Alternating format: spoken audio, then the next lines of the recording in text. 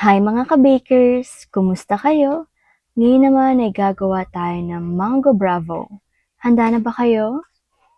Ang una muna natin gagawin ay ang meringue. Kakailangan natin ng 2 egg white, 60 grams ng sugar, at COT na 1/8 teaspoon.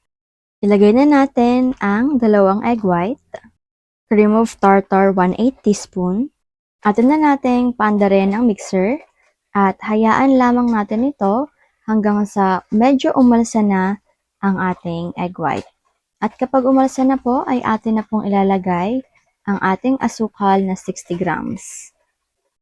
Atin na pong i-continue ang ating pamimixer dito at tuloy na po natin itong paalsahin. At ganito na po ang kanyang itsura kapag umaalsa na po siya mga ka-bakers. Kaya naman po okay na po ito at tayo na po ay kumuha ng ating molde na nalagyan po natin ng parchment paper at makapal na mantika. Siyempre, atin na rin po siyang nilipat. Yan, ang ganda niya na pong tingnan. At ganito lang po siya kadali, kaya naman atin na po siyang ayusin. O di po ba, napaka-easy lang po nitong meringue. At syempre, pagkatapos po natin itong ayusin, ay atin na po itong itataktak para pumula na po ang kanyang bubbles. At atin na po itong ilalagay sa ating oven. Ang oven temperature sa taas is 160, 200 po sa baba at ang baking time is 30 minutes. Ngayon naman po ay gagawin na natin ang ating cake at ang mga sangkap ay egg white 3 piraso, COT 1/4 teaspoon, sugar 40 grams, egg yolk 3 piraso, sugar 40 grams, mantika 1/4 cup, fresh milk 1/4 cup, asin 1/4 teaspoon, cake flour 75 grams, baking powder 1/2 tablespoon, at vanilla flavor na 1/2 teaspoon. Ilagay na natin ang gatas, mantika, baking powder, asin at asukal, cake flour, ngunit kailangan natin itong salain para naman maiwasan ang pamumuo at para mas madali ang ating paghahalo nito. Ilagay na natin ang 3 itlog. Pagkatapos ay atin na itong haluin ng haluin hanggang sa magsama-sama na ang mga ingredients na ating inilagay dito. Kapag tapos na ay atin nang ilagay ang vanilla at atin ito ulit haluin para naman mahalo na ang ating nilagay na vanilla.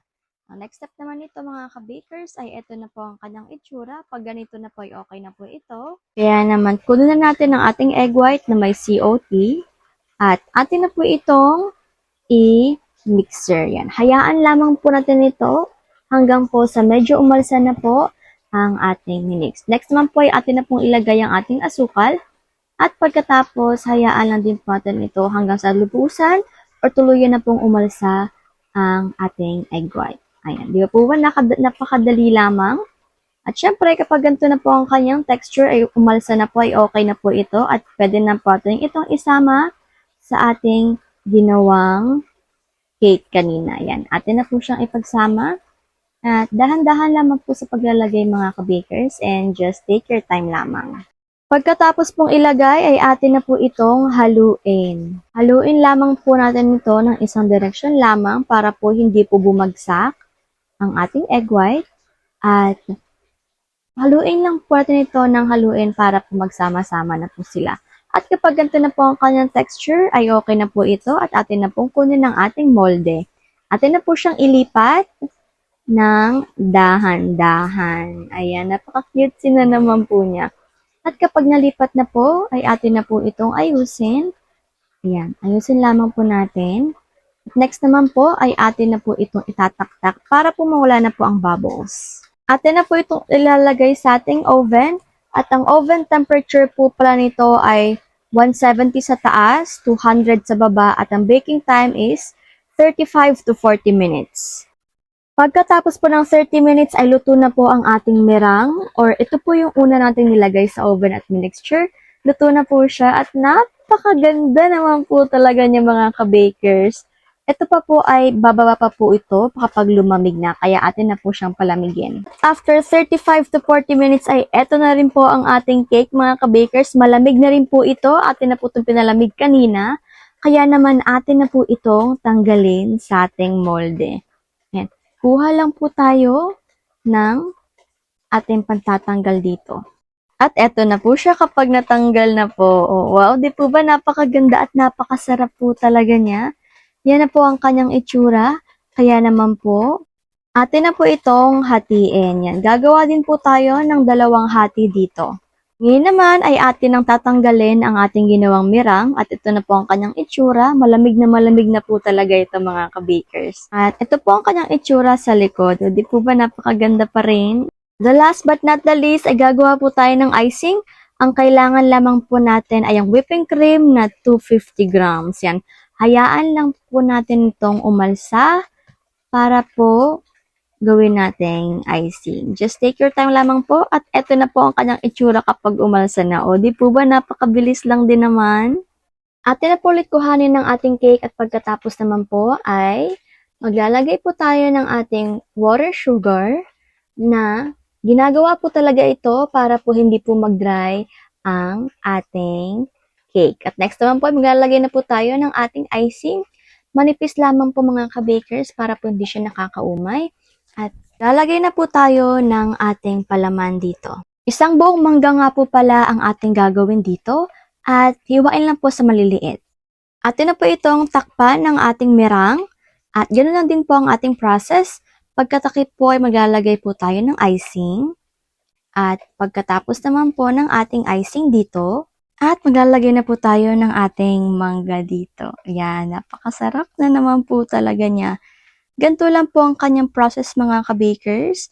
At pagkatapos po natin itong lagyan ng mangga, ay syempre, atin na pong ipapatong ang kanyang cake.